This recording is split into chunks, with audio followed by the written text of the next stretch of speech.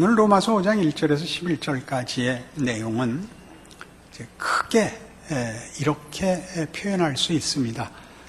너희가 죄인이었을 때도 하나님이 너희 편을 듣고 은혜를 베풀었다면 은혜를 베풀어 자기와 화목하게 하신 다음에야 얼마나 더 은혜를 베풀겠느냐, 그런 뜻입니다.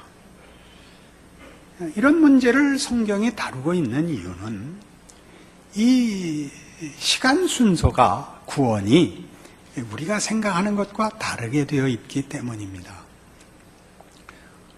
구원은 2000년 전에 일어났고 예수 안에서 완성되었고, 그 이후의 인류들은 자기가 태어나는 시대, 예수님 죽으신 후에 지금 태어나고 있습니다. 그리고 자기가 이제 깨닫고 믿기 시작하는 일이 생깁니다. 예수님이 먼저 구원을 이루셨고 우리는 뒤에 태어났는데, 구원이 먼저 이루어졌고 우리가 나중에 알고 믿게 됐는데, 우리는 계속 우리가 얻은 구원이 취소될 것만 같고 부족할 수 있고 실패될 수 있다는 불안감에 매여 살고 있습니다. 그래서 주님 다시 오시는 날 또는 그때까지 신자로 못 살 것만 같아서, 하나님 앞에 부끄럽고 하나님이 외면하실 것 같아서 매일매일 조마조마하게 살고 있는 것입니다. 이런 이야기의 가장 중요한 문제는, 기독교 신앙은 여타 다른 종교들과 확연히 구별되는 게 무엇이냐 하면, 다른 종교들이 그들이 믿는 신은 인간에게 관심이 없고 인간이 신을 찾아가서 설득하고 감동시켜 보상을 받아야 되는 종교인 반면에, 기독교는 하나님이 시작하는 것입니다. 하나님의 뜻이 우리의 소원이나 진심보다 우선한다는 것입니다. 지난주에는 이 문제를 뭐라 그랬죠? 계시가 인식보다 앞선다 그랬죠. 하나님이 인간보다 당연히 우선하십니다. 그 순서상 우선하시는 정도가 아니라 모든 존재의 주인이시고 가치와 운명을 정하시는데 그분이 선하십니다. 그게 최고의 핵심입니다. 그러니 지금 로마서에 등장하는 이 구원에 관한 얘기를 들을 때마다 우리를 혼란시키는 것은 믿음이라는 표현입니다. 로마서에서 쓰고 있는 믿음이라는 단어는 율법과 대조되는, 행위와 대조되는 것을 말하고 있습니다. 우리가 조건을 만들고 우리가 근거를 만들어야 되는 것과 대조되는, 하나님이 조건을 만들고 하나님이 근거가 되는 방식, 그것이 예수를 믿음으로 말미암는 하나님의 의입니다. 그러나 이 로마서 5장 2절만 읽어보셔도, 또한 그로 말미암아 우리가 믿음으로 서 있는 이 은혜에 들어감을 얻었으며 하나님의 영광을 바라고 즐거워하느니라. 그러면 믿어야 은혜를 받는다 라고 당연히 생각하게 되어 있습니다. 그런데 다시 얘기하지만, 은혜가 조건을 필요로 하면 은혜일 필요가 없습니다. 그렇죠? 그것이 우리가 조건에 대한 보상으로 받는 일이라면 로마서 4장에서 이미 얘기한 것 같이 그건 싹치고 그건 대가이지, 그게 어떻게 은혜가 되겠냐 라고 이미 짚고 넘어온 것입니다. 다윗의 고백을 인용했죠. 다윗이 말한 바, 일한 것이 없이 받는 일, 잘못의 용서를 받는 일, 그런 게 은혜라죠.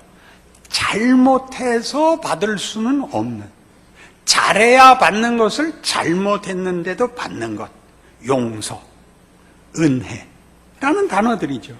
그러니까 믿음으로 서 있는 이 은혜에 들어감을 얻었다는, 이 은혜는 예수로 말미암아 주어지는 하나님의 능력이요, 하나님의 의지다, 그렇게 얘기하는 것입니다. 그래도 우리는 이게 우리한테 어렵습니다.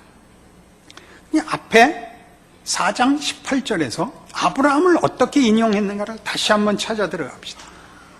아브라함이 바랄 수 없는 중에 바라고 믿었으니 이는 네 후손이 이가 되리라 하신 말씀대로 많은 민족의 조상이 되게 하려 하심이라. 그가 100세나 되어 자기 몸이 죽은 것 같고 사라의 태가 죽은 것 같음을 알고도 믿음이 약하여지지 아니하고 믿음이 없어 하나님의 약속을 의심하지 않고 믿음으로 견고하여져서 하나님께 영광을 돌리며 약속하신 것을 또한 능히 이루실 줄을 확신하였다, 이겁니다. 여기 우리를 성경이 원래 의도하는 것과 다른 생각을 하게끔 오해되는 구절이 많죠.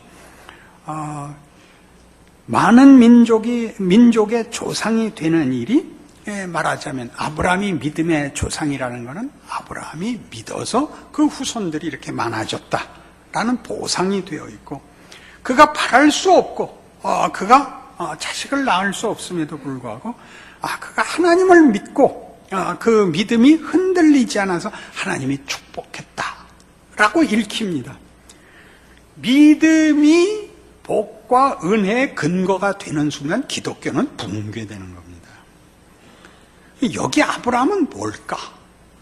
창세기 22장을 찾아가 보십시다. 바랄 수 없는 중에 바랬다는 말씀을 이삭을 바치는 사건에서 다시 찾아보십시다.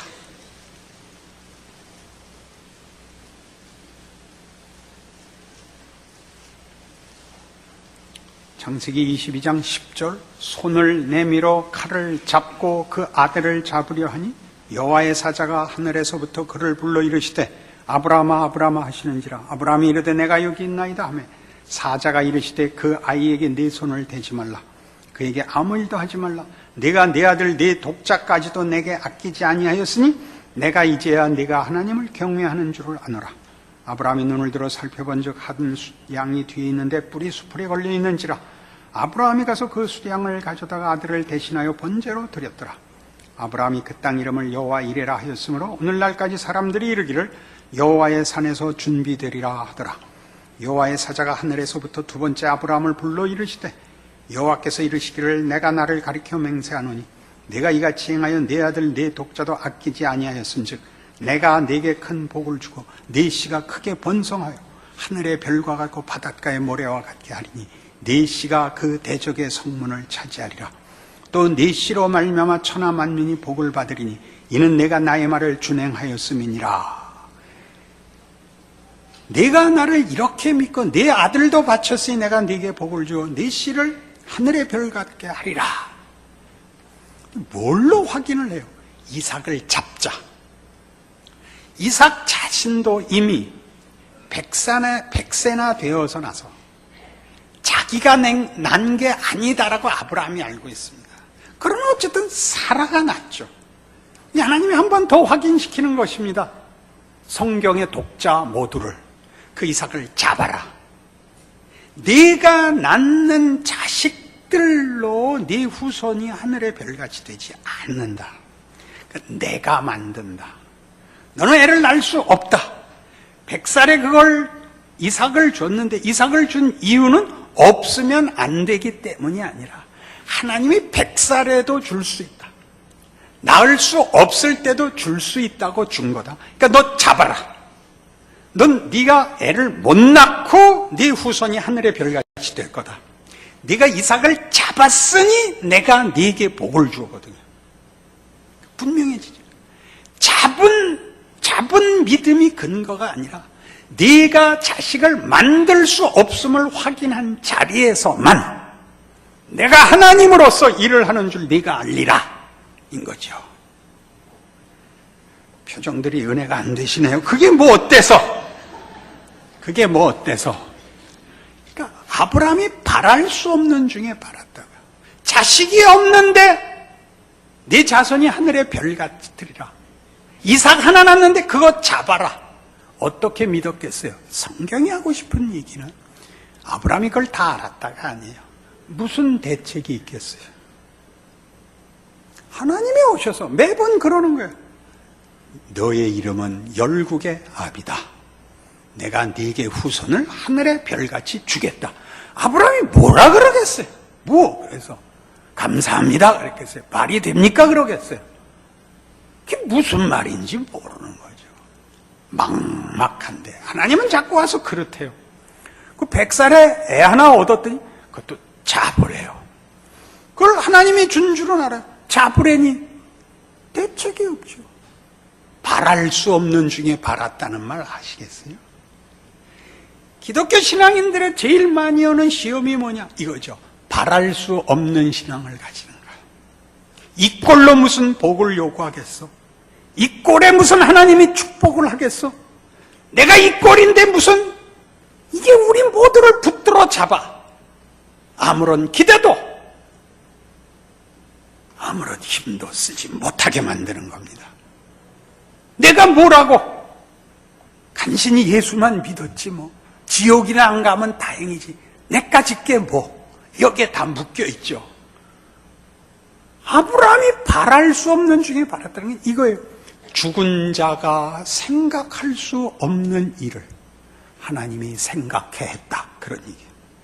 살아있어야 생각을 할 거 아니에요. IQ의 문제가 아니라 지식과 공부의 정도의 문제가 아니라 살아있어야 생각을 하든 말든 할 거 아니에요.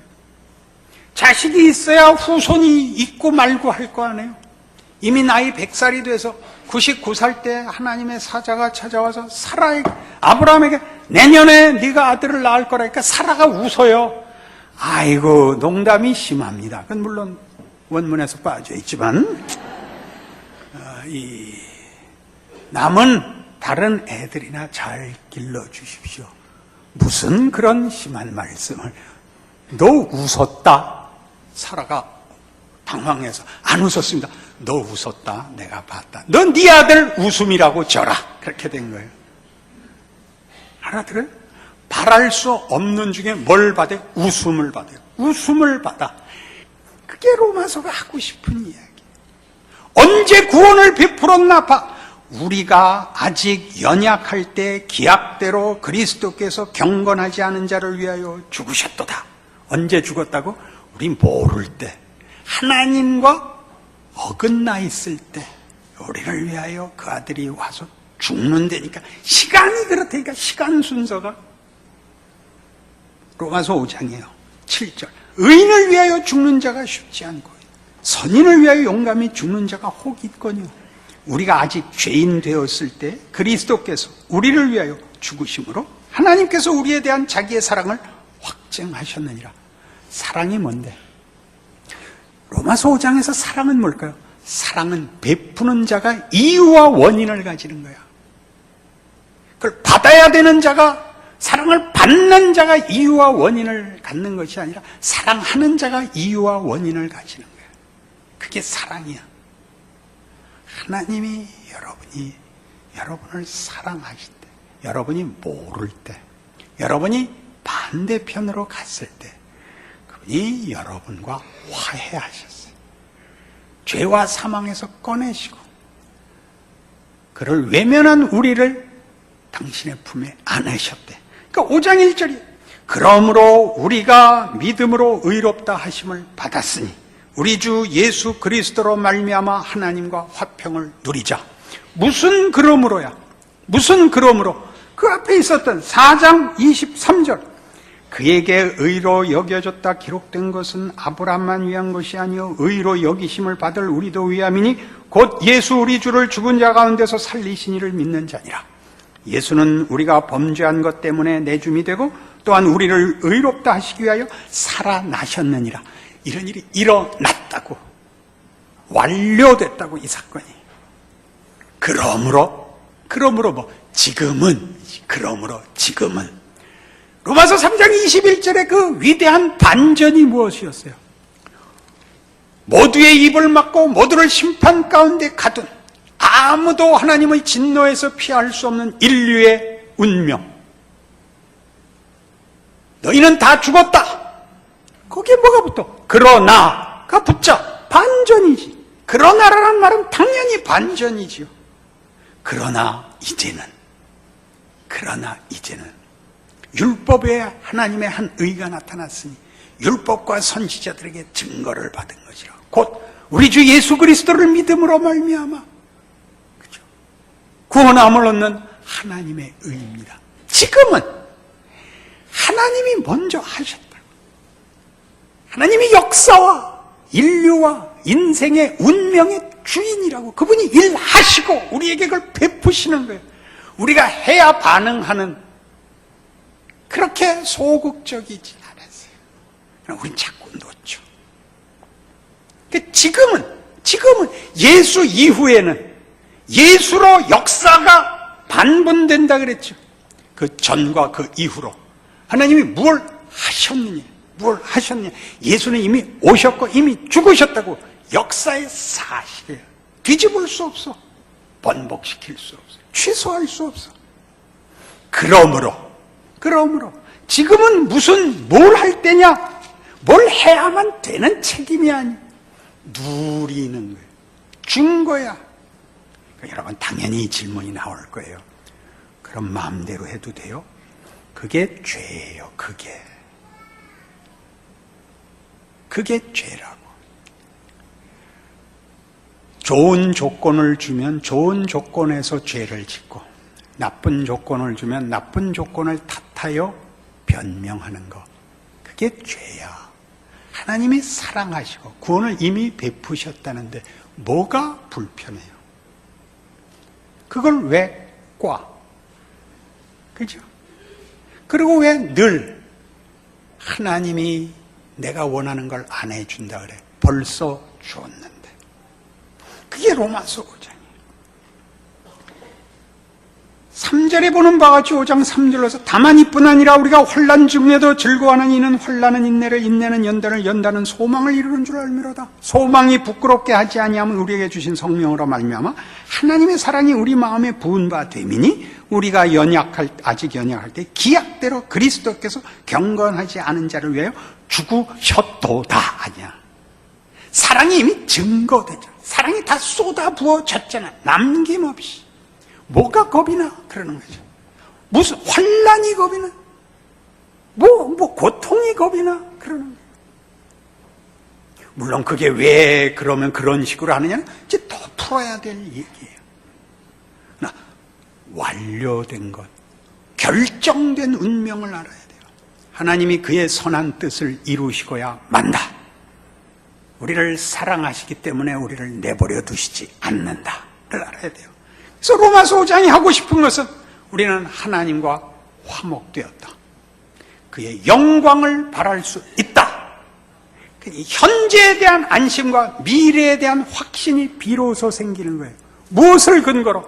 하나님이 예수를 이미 우리를 위하여 죽이시고 살리신 과거로, 완료된 사건으로 확신을 가지며 평화를 가질 수 있는 거예요. 우리는 못났을 수 있어. 그게 우리를 흔들죠. 근거를 흔들어. 내가 못나게 굴면 이게 취소될 것 같아. 그 성경에 얼마든지 나와요. 출애굽 사건이 그래요. 이스라엘 백성은 10가지 재앙을 보고 홍해를 건넜음에도 불구하고 못나게 굴어. 돌아가자. 먹을 게 없다. 애굽에 있을 때는 이런 거 저런 거 다 먹지 않았느냐. 이 광야에 먹을 게 없다. 돌아가자. 그래서 어떻게 돼? 돌아가? 못 돌아가죠. 하나님이 돌려보내잖아요. 죽여버렸지.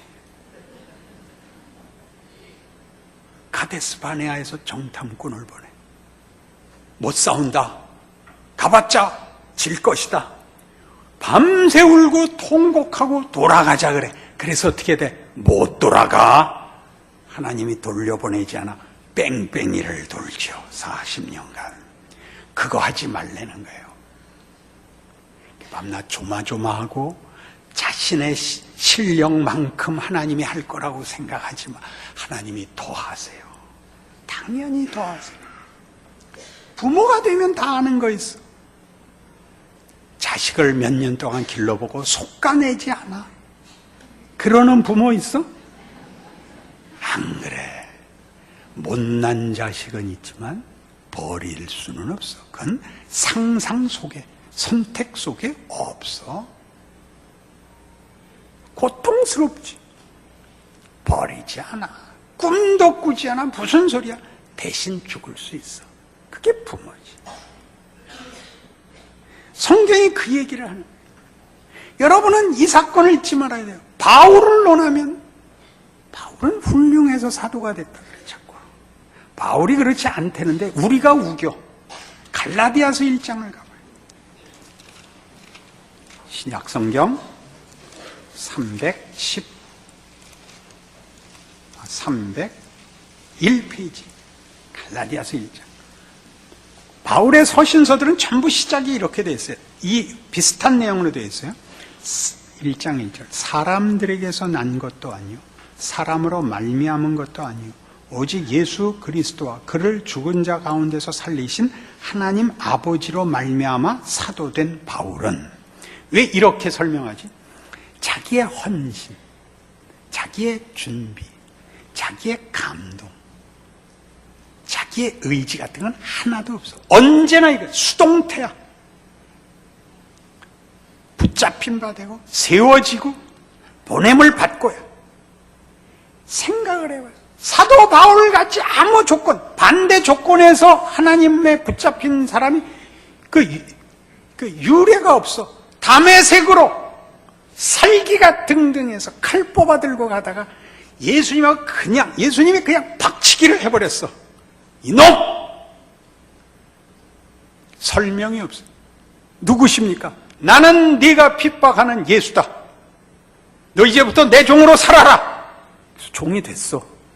얼마나 극적인 반전이야. 어느 한 올이라도 바울에게 무슨 조건이 있으면 무슨 준비가 있어? 한 개도 없어. 하나님이 일하신다는 걸 왜 내가 제안을, 우리야 못났지. 우리야 늘 못났지.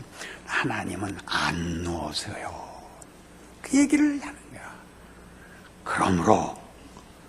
그러므로 우리가 믿음으로 의롭다 하심을 받았으니 우리 주 예수 그리스도로 말미암아 하나님과 화평을 누리자. 그거 아니야. 못났지. 또 하나님은 우리 아버지야. 안 믿는 사람들은 몰라. 아버지잖아. 뭐가 겁이 나겠어. 민망한들 어쩌겠어. 아버지. 그리고 다시 들어와. 어떤 아버지? 예수를 보낸 아버지잖아. 예수를 믿는 게 얼마나 굉장한 건지 알겠어요? 여러분의 종교심, 여러분의 무슨 유용함, 여러분의 무슨 유명세 같은 게 거기에 보상이 되거나 쓸모가 있는 게 아니에요. 하나님이 누구시냐야. 하나님이 누구신데? 무에서 유를 창조하시며 죽은 자를 살리는 하나님인데 무엇을 위하여 해? 당신의 영광을 위해서 한대. 당신의 영광이 뭔데? 십자가로 보인 증거. 자기가 만든 피조물들에게 와서 죽을 수 있는, 수고하고 무거운 짐진 자들아 다 내게로 오라. 내가 너희를 쉬게 하리라. 나는 마음이 온유하고 겸손하니 내 멍에를 메고 내게 배우라. 그러면 내 마음이 쉼을 얻으리니 이는 내 멍에는 쉽고 내 짐은 가벼움이라. 이 하나님, 선하신 하나님, 전능하시지만 긍휼한 하나님, 아니 아버지라 부르도록 허락하신 하나님, 그 얘기를 하는 거예요. 디모데전서 1장에 가실래요? 사도 바울의 자신의 역할, 자신의 존재의 증언을 이렇게 해요. 337페이지, 336페이지, 디모데전서 1장 12절. 나를 능하게 하신 그리스도 예수 우리 주께 내가 감사함은 나를 충성되이 여겨 내게 직분을 맡기심이니 내가 전에는 비방자요 박해자요 폭행자였으나 도리어 긍휼을 입은 것은 내가 믿지 아니할 때 알지 못하고 행하였습니다. 우리 주의 은혜가 그리스도 예수 안에 있는 믿음과 사랑과 함께 넘치도록 풍성하였도다. 믿보다 모든 사람이 받을 만한 이 말이요 그리스도 예수께서 죄인을 구원하시려고 세상에 임하셨다 하였도다. 죄인 중에 내가 괴순이라. 그러나 내가 긍휼을 입은 까닭은 예수 그리스도께서 내게 먼저 일체 오래 참으심을 보이사 후에 주를 믿어 영생 얻는 자들에게 본이 되게 하려 하심이라. 그래서 이 결론이 나와요. 영원하신 왕 곧 썩지 아니하고 보이지 아니하고 홀로 하나이신 하나님께 존귀와 영광이 영원 무궁하도록 있을지어다. 아멘. 이라는 고백이 나오는 거예요. 우리에게 준 영광이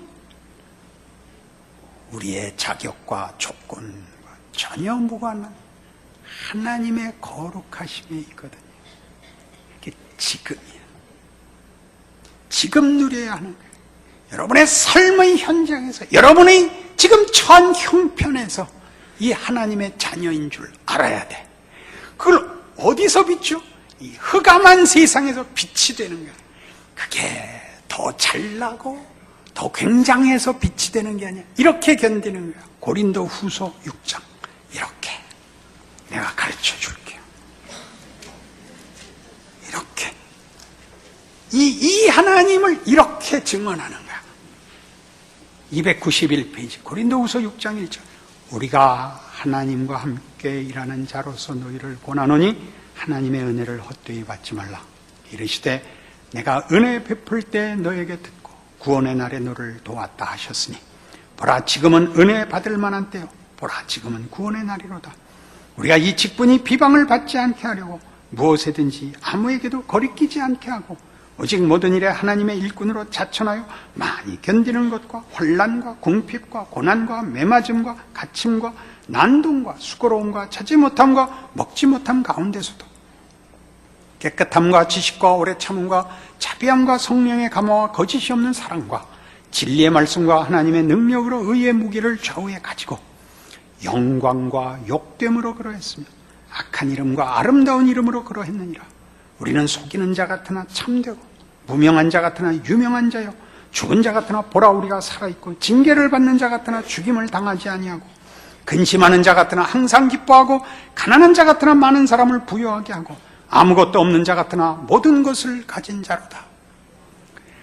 하나님의 영광을 힘입어 산다는 것이 무엇인지 알게 되자 세상의 거짓된 영광들을 정면으로 관통할 수 있게 될 겁니다. 세상 사람들은 그것을 우리 보고 실패했다고 하고 틀렸다고 하고 고생한다고 얘기를 하더라는 겁니다. 이것 없으면 안 되는 것 손을 놓을 수 있게 됐죠. 세상에선 답이 없는 길을 우리는 마치 즐거운 일을 하는 것 같이 할 수가 있습니다. 억울함을 당하는 것, 열심히 노력했으나 보상을 받지 않는 것. 세상은 편파적이고 세상은 속이지만 하나님은 그러시지 않는 줄 알거든요. 그러니 우리의 영광과 명예가 어디에서 드러나겠습니까? 세상이 거짓말하는 데서 드러나죠. 이게 전부 다 이겨야 된다. 이겨야 된다. 이겨야 된다. 질 수도 있다. 그 가는 겁니다. 왜 진 녀석들이 웃어? 니들은 몰라. 아니야. 그 길을 가야죠. 가야죠. 그리 큰 소리 내서 이기려고 그러면 안 돼. 신자의 명예가 뭐냐? 이 세상이 이해할 수 없는 길을 가는 거죠. 다니엘의 세 친구가 풀무불에 뛰어들었듯이 답이 없는 세상 속을 우리는 늠름하게 가는 거죠. 예수를 믿으면 편해? 아니. 그 뭐 복을 줘? 아니. 근데 왜 믿어? 넌 몰라도 돼. 그걸 어떻게 말로 설명하겠어요? 장님에게 색깔을 어떻게 설명하겠어요? 믿어야 하는 거지. 넌 참 이상하다. 그렇지? 넌 왜 그렇게 사냐? 너도 한번 교회 와 볼래? 그러는 거죠. 뭘 설명을 하겠어요? 뭘? 누가 알아듣는다고? 은혜가 그를 찾아오기까지, 그의 눈이 열리기까지, 그의 영혼이 살아나기까지 아무 말도 안 통하죠. 주께서 다시 오시기까지 세상이 우리가 누군지, 아니, 예수님이 죽은 게 뭔지 누가 알겠어요? 세상이 어떻게 알겠어요? 기다리는 거죠. 세상은 지나가고 하나님 나라는 반드시 오실 테니까 늠름하게 살아있는 거죠. 그래서 어떻게 된다고요? 영광과 욕됨이라는 정반대의 평가를 받으며 악한 이름과 아름다운 이름으로 오해를 받으며 속이는 자 같고 실로는 진실로 참된 자인데 무명한 자이죠. 사실은 유명한 자인데 하나님이 기억하는 자녀인데 말이죠. 죽은 자 같죠. 아니, 죽임을 당한대죠. 매일 저렇게 살면 망해의 길을 가죠. 지고 양보하고 보복하지 않고 세상식으로 싸우지 않고 빼앗아서 채우지 않고 그것이 예수 안에서 하나님이 우리에게 주신 복입니다. 우리의 명예고 영광입니다. 그러니 현실을 겁을 내지 마십시오. 평화와 이것이 영광으로 가는 길인 것을 아는 확신이 여러분의 삶을 붙들게 하십시오. 그리하여 위대해지십시오. 같이 기도합시다. 하나님 아버지, 하나님이 예수 안에서 하신 일을 확인했습니다.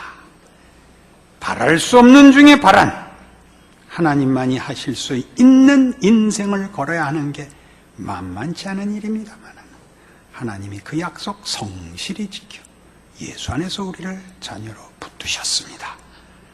우리가 주를 믿게 되었은즉 예수의 십자가가 이미 이루어졌고 그 일이 나에게 적용됐다는 사실을 기억하고 우리 인생을 주의 이름으로 걸어갈 수 있는 명예도 실력도 주시옵소서. 우리를 보는 자들이 하나님을 아는 놀라운 기적들과 우리가 사는 길을 통하여 하나님이 영광받는 사실을 기억하고 걸어가는 믿음의 위대한 용기도 허락하옵소서. 예수님 이름으로 기도합니다.